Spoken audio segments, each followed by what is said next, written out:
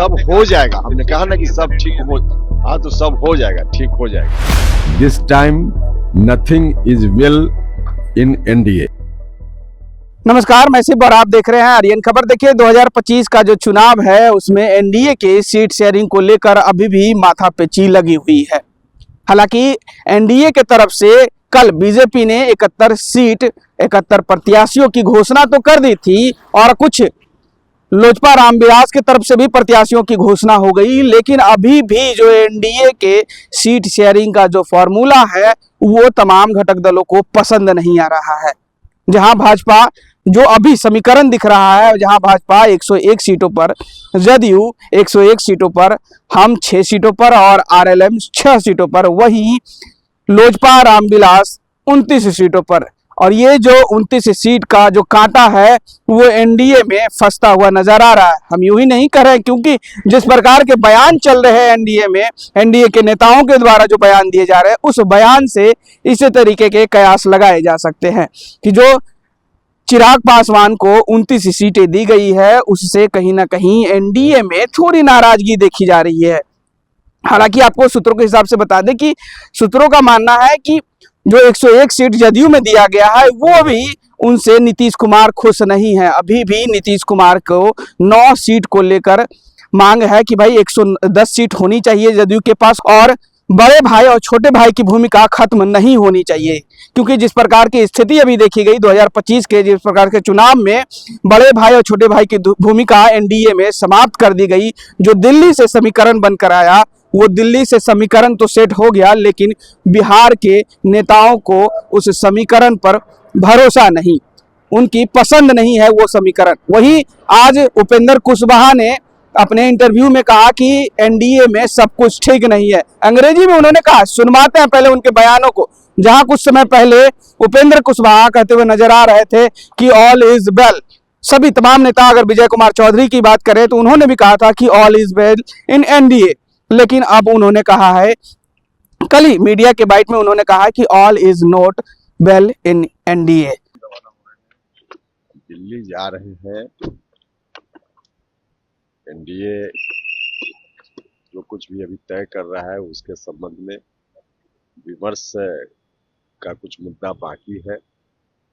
इसी विषय पर बात करने के लिए दिल्ली जा रहे हैं और सब कुछ ठीक हो जाएगा इस उम्मीद के साथ, इस विश्वास के साथ जा रहे हैं। मधुआ से उपेंद्र कुशवाहा की पार्टी अब ये बाकी चीज लौट कर बात करें, बाकी चीज लौट कर सब हो जाएगा। हमने कहा ना कि सब ठीक हो, हाँ तो सब हो जाएगा, ठीक हो जाएगा। सर, जो बातें सामने आई, महागठबंधन को एक मौका मिल गया है। नहीं, माननीय उपेंद्र जी अभी बताए ना कि सब ठीक है और सब ठीक हो जाएगा। चलिए,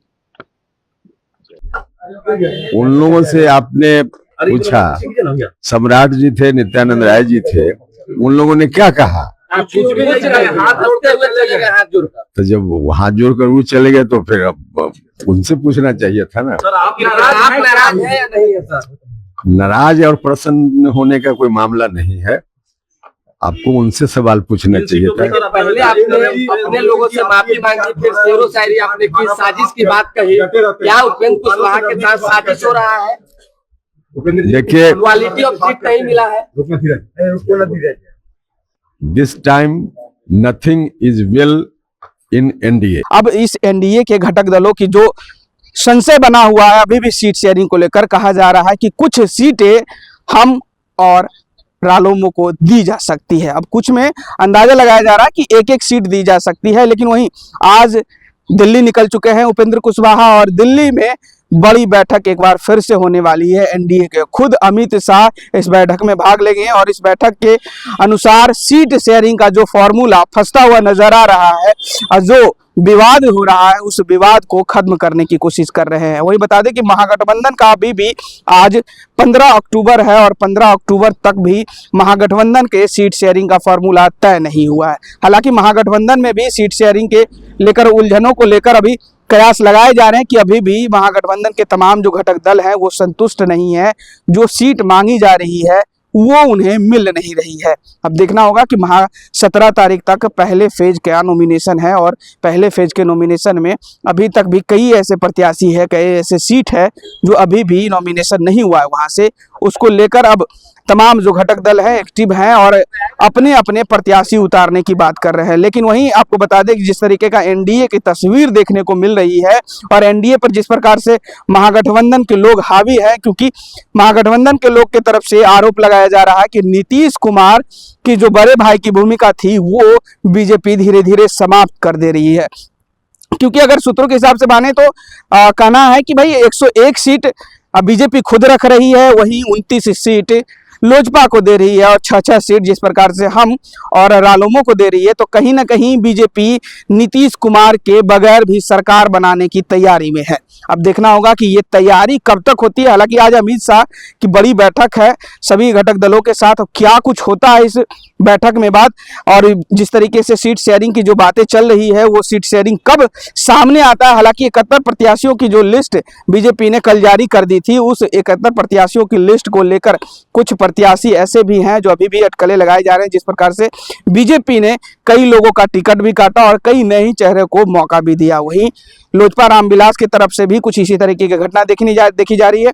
अब देखना होगा कि जिस प्रकार का जो 2025 का बिहार विधानसभा चुनाव देखने को मिल रहा है उससे जनता कितना पहचानती है पार्टियों को और किसे अपना मत देती है। बने रहिएगा ऐसी तमाम खबरों के साथ, देखते रहे आर्यन खबर। फिलहाल के लिए बहुत बहुत शुक्रिया, नमस्कार।